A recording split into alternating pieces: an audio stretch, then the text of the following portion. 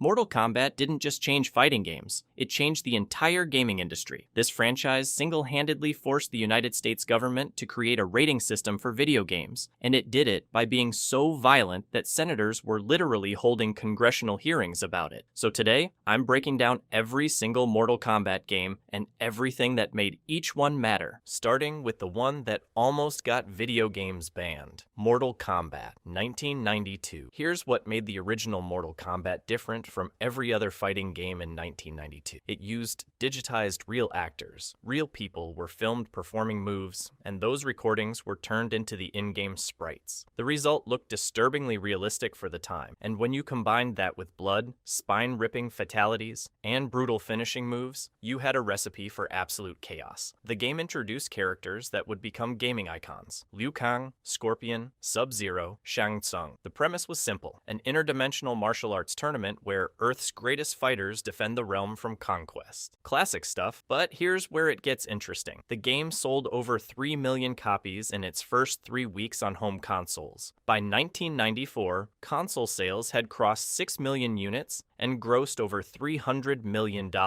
It was a monster hit, and that success terrified people. Parents lost their minds, politicians smelled an opportunity. The violence in Mortal Kombat became the centerpiece of 1993 U.S. Senate hearings on video game violence. Senators were literally playing fatality clips on screens during testimony. The direct result: the creation of the ESRB rating system in 1994, the same system that still rates every game you buy today. One fighting game from a Chicago studio fundamentally changed how an entire industry is regulated, and that was just the beginning, because the sequel didn't tone anything down. It cranked everything up. Mortal Kombat 2. Mortal Kombat 2 didn't just improve on the original, it embarrassed it, and that almost never happens with sequels. The 1993 follow-up took everything that made the first game a cultural phenomenon and cranked it to a level that arcades genuinely weren't ready for. The roster got significantly bigger, introducing characters that would become permanent fixtures of the franchise. New stages, new lore, new ways to brutalize your opponent. MK2 became America's highest-grossing arcade game of 1994 and moved roughly 25,000 to 27,000 arcade cabinets. The home console launch reportedly pulled in $50 million